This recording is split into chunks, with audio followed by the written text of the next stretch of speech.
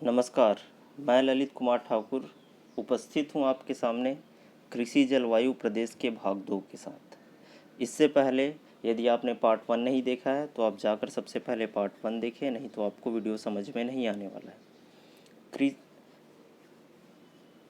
Planning commission ने 1989 में भारत के विभिन्न कृषि एवं जलवायु विशेषताओं के आधार पर पूरे भारत को 15 कृषि जलवायु प्रदेश में डिवाइड किया था। पार्ट 1 में हमने 1 से लेकर 7 तक के वर्गीकरण को देखा। अब आगे हम लोग देखने वाले हैं 8 से लेकर 15 तक को। तो देखते हैं आगे कि कृषि जलवायु प्रदेश की कौन कौन सी विशेषताएं हैं और उन क्षेत्रों के लिए क्या रणनीतियाँ सम्मिलित की गई है। सबसे पहले जैसे कि मैंने बताया था कि 15 कृषि जलवायु प्रदेशों में डिवाइड किया गया है प्लानिंग कमीशन द्वारा, जिसमें से हम शुरू के 7 पूर्वी पठार एवं पहाड़ियाँ तक देख लिए हैं। आज हम देखेंगे मध्यवर्ती पठार एवं पहाड़ियाँ, पश्चिमी पठार एवं पहाड़ियाँ, दक्षिण पठार एवं पहाड़ियाँ, पूर्वी तटीय मैदान एवं पहाड़ियाँ, पश्चिमी तटीय मैदान एवं घाट, गुजरात का मैदान एवं पहाड़ियाँ, पश्चिमी शुष्क प्रदेश एवं द्वीपीय प्रदेश। तो चलिए बढ़ते हैं मुख्य विषय की ओर। कृषि जलवायु प्रदेश के अंतर्गत 8वें नंबर पर है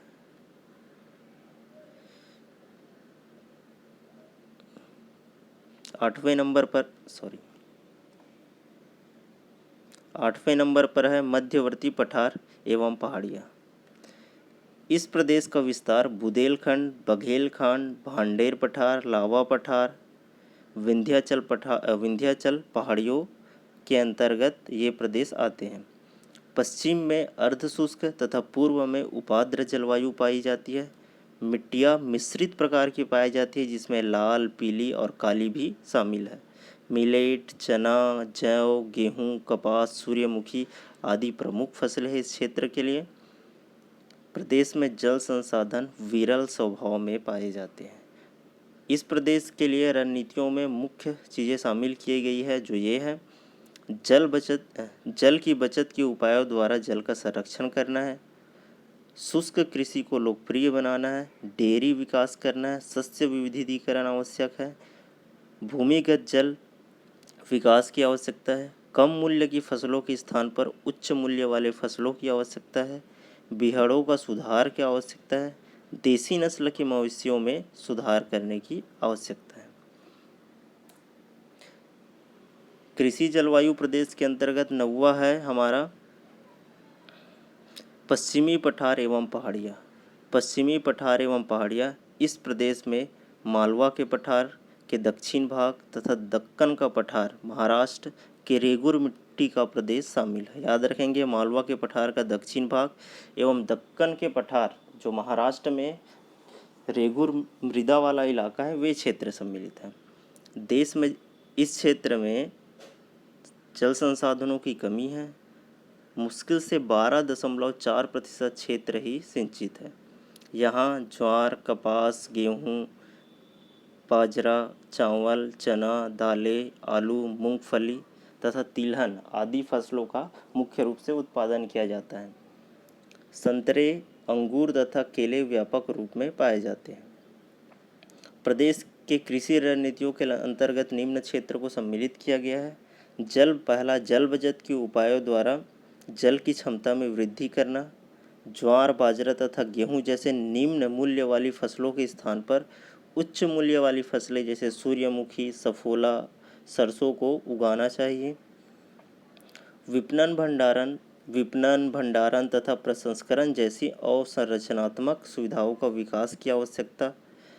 मवेशियों तथा भैंसों की वर्ण संकरित नस्लों में दुग्ध उत्पादन में सुधार करने की आवश्यकता है तथा मुर्गी पालन हेतु प्रोत्साहन की भी आवश्यकता है।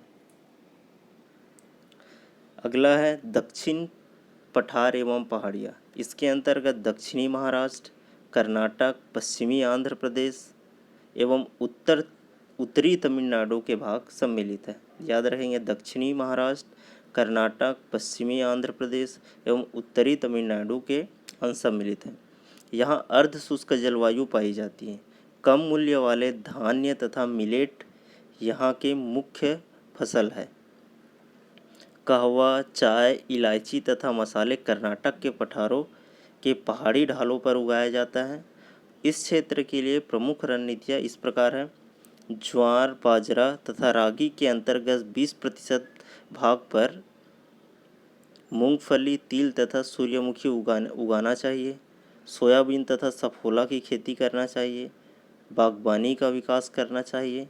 तालाबों की सिंचाई की पुनः स्थापना, जल बचत के उपायों को आत्मसात करने की आवश्यकता है। शुष्क कृषि प्रविधि का विकास करने की आवश्यकता है। मुर्गी पालन तथा दुग्ध विकास कार्यक्रम लागू करना चाहिए। अगला देखते हैं, 11वें नंबर पे है हमारा पूर्वी तटीय मैदान एवं पहाड़ियाँ। इस प्रदेश में कोरोमंडल तथा उत्तरी सरकार के तट सम्मिलित है। यहाँ उपाद्र सागरीय जलवायु पाया जाता है। मिलेट, मूंगफली, तिलहन की खेती में सुधार करने की आवश्यकता है, जो क्षारीयता की समस्या से ग्रसित है। चूँकि समुद्री इलाका है तो लवणता की समस्या होना आम बात हो जाती है। चावल, जूट, तंबाकू, गन्ना, मक्का, मिलेट, मूंगफली यहाँ की प्रमुख फसल है। प्रदेश के लिए कृषि रणनीतियों में सम्मिलित किया गया है। मसालों की खेती में मत्स्य पालन का विकास किया गया है। जल सक्षम फसलों का प्रयोग करते हुए शस्य गहनता को अधिक करना, सीमांत भूमि पर तिलहन एवं दालें उगाना, शस्य विविधीकरण करना तथा एक फसली का परिहार करना, उच्च भूमियों में बागवानी का विकास करना, पशुओं की नस्लों का विकास करना, तालाबों द्वारा सिंचाई में सुधार करना, जल रिक्ति तथा क्षारीयता की समस्याओं को सुलझाने की आवश्यकता है। अगला देखते हैं, 12 नंबर पर है हमारा पश्चिमी तटीय मैदान एवं घाट। पश्चिमी तटीय मैदान एवं घाट, इस प्रदेश में मालाबार, कोकन तट सम्मिलित है। यहाँ उष्ण तथा आर्द्र जलवायु पाई जाती है। मिट्टियाँ काप तथा लेटराइट दोनों प्रकार की मिट्टी पाई जाती है। चावल, नारियल, तिलहन, गन्ना, मिलेट, दाल तथा कपास यहाँ की प्रमुख फसलें हैं। बागाती फसलों तथा मसाले भी पहाड़ी क्षेत्रों में उगाया जाता है। इस प्रदेश के लिए कृषि रणनीतियों में सम्मिलित है। अधिक मूल्यवान फसलों एवं मत्स्य उत्पादन का विकास, अपवाह में सुधार तथा भूमि की लवणता से रक्षा करना, बारानी धान तथा मिलेट की खेती के स्थान पर आम, केला तथा नारियल की आदि बागानी फसलें उगाना चाहिए। फलों के विपणन प्रसंस्करण के लिए अवसंरचना का विकास करना, गहरे सागरीय मत्स्यिकीय एवं खारे जल में प्रॉन पैदा करना। प्रॉन मछली है एक।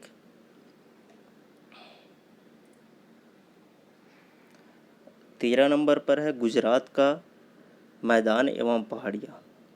इस प्रदेश के अंतर्गत कठियावाड़ प्रदेश, साबरमती एवं माही नदी तट की घाटी सम्मिलित है। एक शुष्क तथा अर्ध शुष्क प्रदेश है। यहाँ रेगूर, काप, लाल एवं पीली मिट्टियाँ पाई जाती है। मूंगफली, कपास, चावल, मिलेट, तिलहन, तंबाकू आदि प्रमुख फसलें हैं। इस प्रदेश के प्रमुख रणनीतियों में शामिल किया गया है नहर एवं भूमिगत जल का प्रबंधन करना, वर्षा जल का संचय एवं प्रबंधन करना, शुष्क कृषि को बढ़ावा देना, कृषि वानिकी का विकास करना, बंजर भूमि का विकास करना, सागरीय मत्स्य उत्पादन एवं मत्स्य पालन का विकास करना। 14 नंबर में है पश्चिमी शुष्क प्रदेश। पश्चिमी शुष्क प्रदेश के अंतर्गत पश्चिमी राजस्थान शामिल है। यह एक रेतीला तथा उष्ण मरुस्थल है। सदाबहानी नदियों का अभाव है तथा विरल वनस्पति पाई जाती है। भूमिगत जल गहराई पर तथा खारा होता है। समस्त बोए गए क्षेत्र का 6.3% ही भाग सिंचित क्षेत्र के अंतर्गत आता है। 6.3% भाग ही। बाजरा, ज्वार, मोठ, गेहूँ, चना आदि प्रमुख फसल है। प्रादेशिक अर्थव्यवस्था में पशुओं का बहुत अधिक महत्व है। प्रदेश के लिए निम्न कृषि नीतियाँ सम्मिलित की गई है। पहला है सिंचाई परियोजनाओं को पूर्ण करना, बाजरे की किस्म में सुधार करना, उर्वरकों के प्रयोग को प्रोत्साहन, जल संरक्षण, छुहारे, ताड़, खरबूजा, अमरूद आदि फसलों की उत्पादकता में वृद्धि करना, मवेशियों के नस्ल में सुधार करना, बंजर भूमि में वन, वृक्ष, पशुचारण संबंधी प्रणाली को अपनाना। अगला है 15 नंबर, जो कि हमारा अंतिम जलवायु प्रदेश है। इसके अंतर्गत शामिल है द्वीपीय प्रदेश। इसमें अंडमान निकोबार एवं लक्षद्वीप सम्मिलित है। यहाँ उष्णाद्र जलवायु पाई जाती है। मिट्टियाँ बलुई से चीकामय दोमट होती है। ठीक है। चावल प्रमुख फसल है, जबकि मक्का, ज्वार, बाजरा, दालें तथा बागाती फसलें गौण फसल के अंतर्गत शामिल हैं। कृषि क्षेत्र के आधे भाग पर नारियल के बागान मिलते हैं। यहाँ पर संघन वनस्पति पाया जाता है।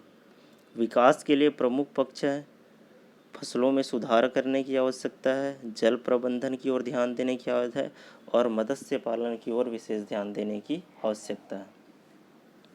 इस प्रकार देखा जाए तो 1989 में प्लानिंग कमीशन के माध्यम से जो 15 कृषि जलवायु प्रदेशों में बांटा गया है, उसको हमने एक एक करके उनकी विशेषताएं, उस क्षेत्र के लिए क्या रणनीति अपनाया जा रहा है, क्या क्या चीज़ शामिल किया गया है, वे हम देखें।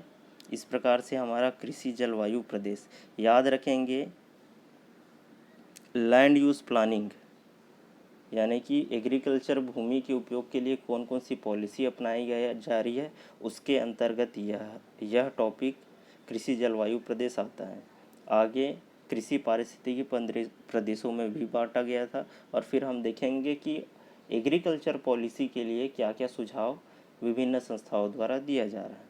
तो बने रहिए वीडियो के साथ। धन्यवाद।